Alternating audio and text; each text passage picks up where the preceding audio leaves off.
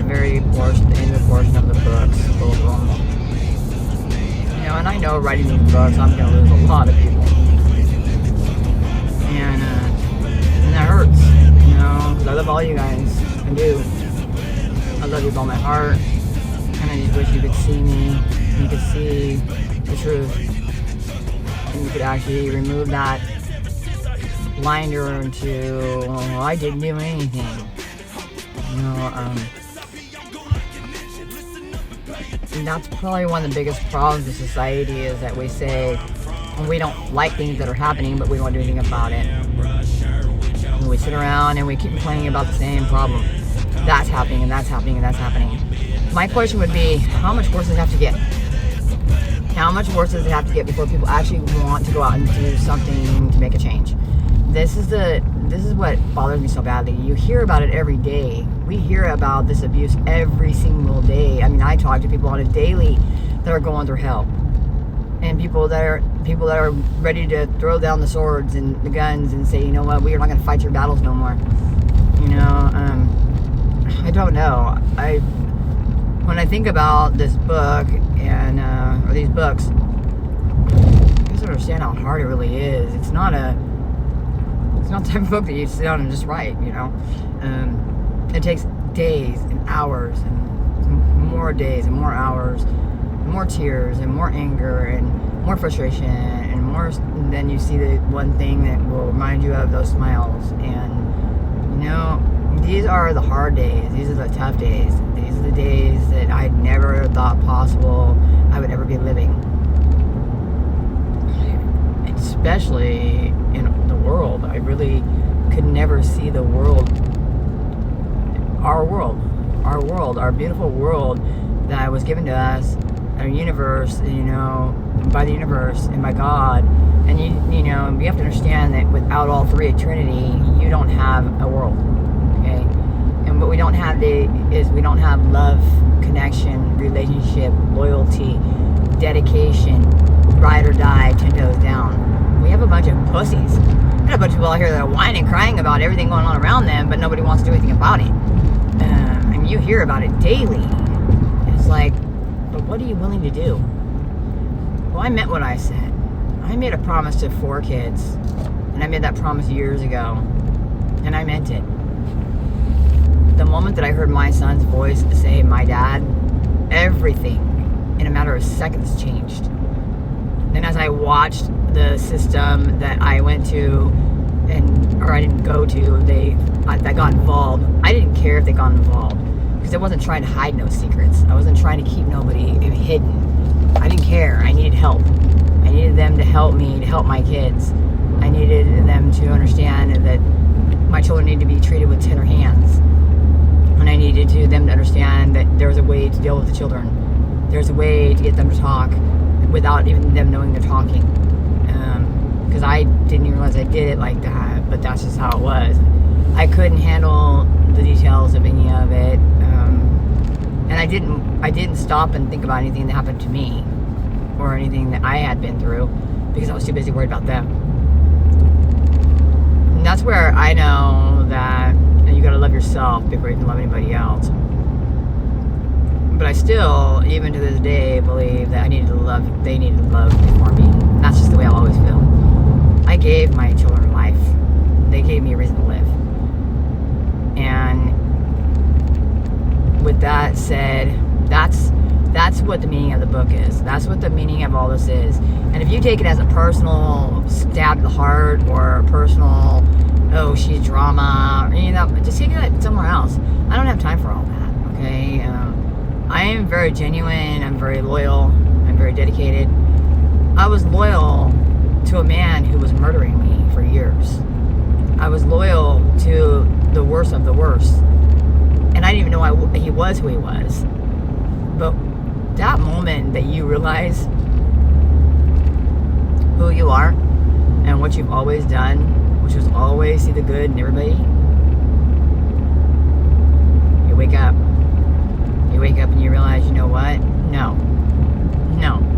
This is not going to go down like this. This is not what we're going to do. And it's not being a smart ass. It's not, I think I know it all.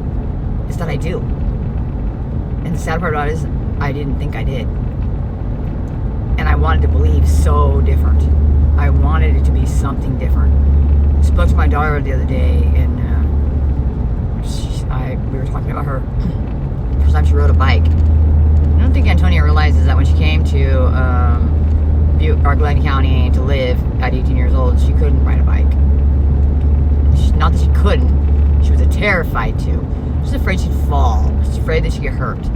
She would walk around with all of her stuff, I mean everything she owned, in her little containers, her little purses that were, she had stuff for days. She could give you anything you needed, it was in her bag.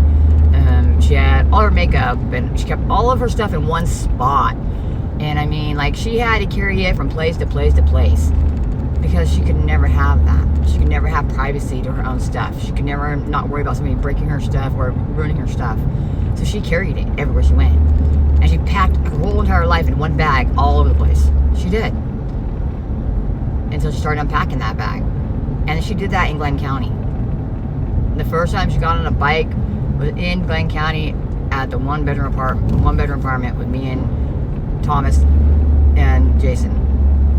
And she started off with falling in the bush and then getting back up, and she kept doing it over and over and over. But the thing about it was she kept getting up and doing it over and over. She kept trying again and again and again. And she had one training wheel on her bike. She didn't have two. She had one, and it was on a beach cruiser. And she rode, and then she'd get back up and do it again.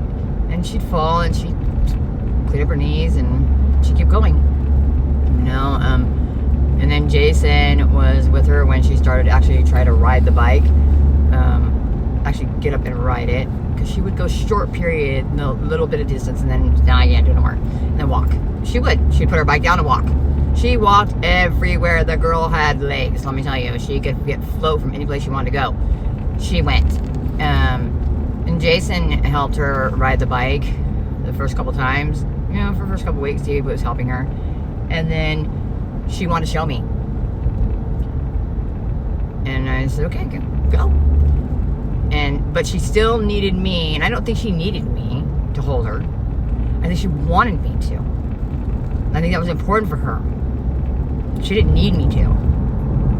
But she did have anxiety, and she did have a little stress on it of whether or not she was going to be able to do it. So I held the back of her bag as she went, and she looked down, and she's like, what are you doing? And I said, I'm right here. Look forward. Look forward. Keep going forward. You can't ride a bike if you're looking over here. You gotta look out forward. You gotta look at what's before you, because if you don't look before you, you might hit something. So you might look forward. I got you back here. And then one day, guys, this is what really bothered me. Was yesterday my daughter said, no, it was Tommy. No, it wasn't Tommy. It was me. It was me. I let go of that bike, and she was riding, and she didn't even know she was riding. And I stepped back and I looked at her and I said, hey, how you doing up there? And she was like, oh my God! And I remember that moment. So I don't know why she doesn't remember this. This was a very exciting moment for her. Immediately after that, Antonia started riding that bike everywhere. She went everywhere. She took her bike, she put her little dog in her bike and her little basket and her dog and Titan, and she went. And off she went. She'd float wherever she wanted to go. So I don't know why. And we talked about her driving a car, and she would hear things like, you can't do it. And that was some for me too. I would tell her that. Antonia, you're not ready to drive a car yet. But I didn't tell her she would never. I just said, you're not ready yet. This is going to take time. Baby steps. Just like when we infants. We go from infancy to we don't know anything, to rolling over, to crawling, to walking. These are the same things you got to go through your life, and the steps you got to take. And Antonia took those, and she took them in Glenn County, and she had become somebody who wanted to have her own. She became somebody who wanted to hang out with. She had friendships here. She had problems, and that's okay. That's okay. She knew how to regulate and come back to it. She knew how to regulate and say she was sorry. She took responsibility. And I don't know, guys, when I hear my daughter say that Tommy was first she rode a bike with, it really hurt my feelings. Just being real. Really, it's her. She did it.